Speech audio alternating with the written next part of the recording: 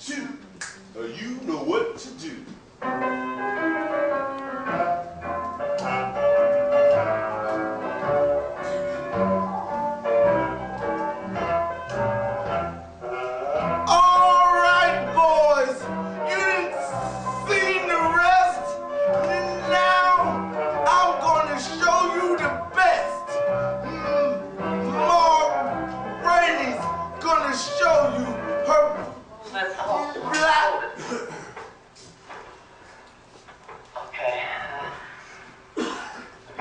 Take 3. Lamont, let's do it without the intro this time. No voice intro this time. You just come in singing, huh? Irvin, I told you the boy's going to do the part.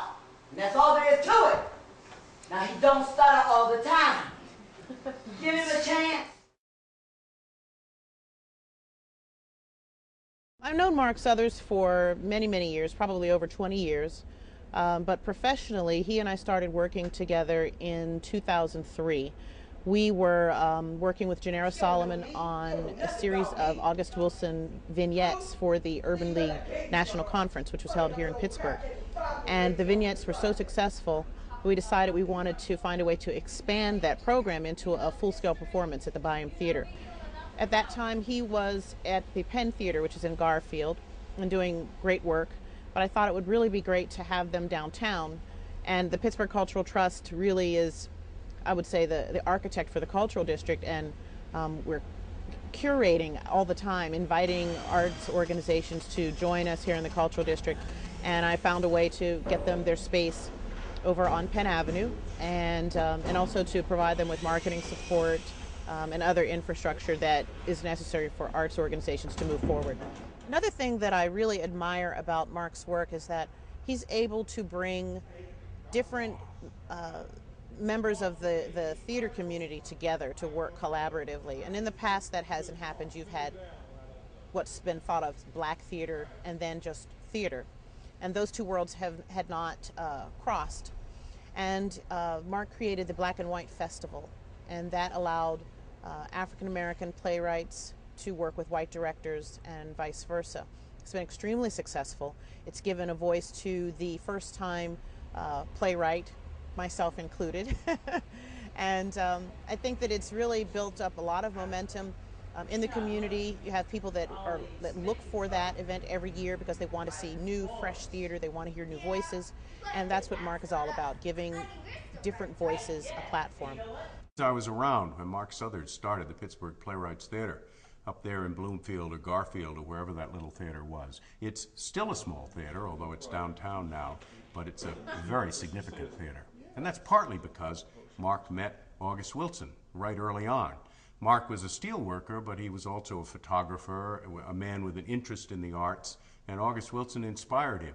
And so some of his earliest work was August Wilson. He started doing a series of all the August Wilson plays in the order in which they were written, and he also came up with something called August in February, a program of excerpts from August Wilson, which allowed a lot of actors in Pittsburgh, more good black actors than we knew Pittsburgh had, to strut their stuff before the community. In doing all the August Wilson plays and doing them in the order of which they were written, by the way, we call this the Pittsburgh Cycle because all but one of the 10 plays are set in Pittsburgh, and Mark honors them by doing them here. He came eventually to Two Trains Running. That's the play about the 60s, set in the 1960s and 1969, and he produced the hell out of it. He came up with a cast which was the equal of what any theater in Pittsburgh could have put on stage, including the Public Theater, CLO, you name it. It was a wonderful production, and in looking back over the whole decade, it was one of my 10 best productions anywhere in Pittsburgh for the whole decade. It was a harvesting of this incredible tradition which has given us August Wilson's Pittsburgh Cycle of plays. I've had a long history with the Pittsburgh Playwrights Theatre Company, ranging, I want to say 8 years, back to when it was over on Penn Avenue. And I owe a lot to the company for basically introducing me to the amazing craft that I've chosen to embark on and to create a career out of. Down, police. Hey, where's your deck? It's down the corner, top of the building. Good, good.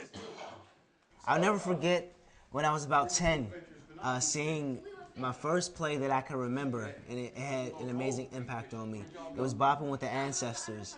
And I remember sitting with my mother in the theater, in the little three-quarter thrust theater over on Penn Avenue, watching the show, and staying afterwards to meet the actors and to meet the director and to, you know, just to meet the people who created this.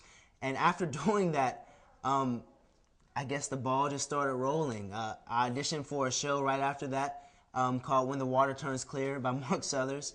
And I got in that show, and this was me acting. This is my first big encounter with the Pittsburgh Playwrights Theatre Company, and it was an amazing experience. And it literally changed me. I cut my hair off, cut my braids off for the role, because this was what I wanted to do, and I wanted to be in it and do it good. So that was my first big encounter with the company, and since then our relationship has grown, and I've done a lot more and been a lot more involved.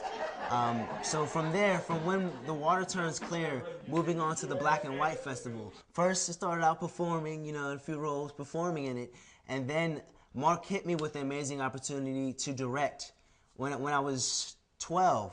When I was 12, yeah. When Mom told me we were moving from my old neighborhood, I wasn't too up for it. But Dad kept saying I needed to go to a good school if I wanted to get a basketball scholarship. I mean, I love b-ball, but I'm only going into the 7th grade. I guess I'm most scared of not fitting in.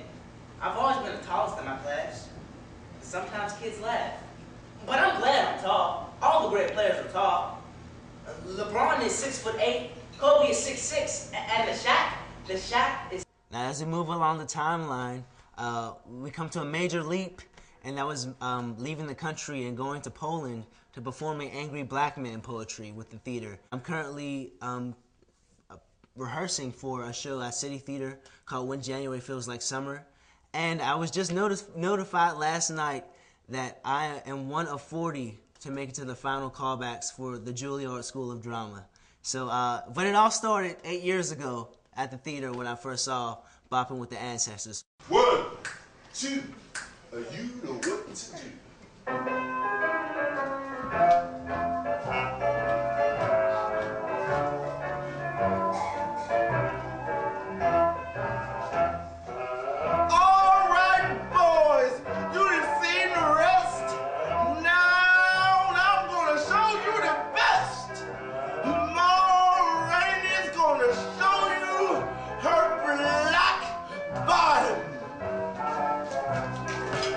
Way down south in Alabama, I got a friend, they call him Dancing Sammy. He's crazy about all the latest dances, black violin stomping, 2 babies prancing. The other night at a swell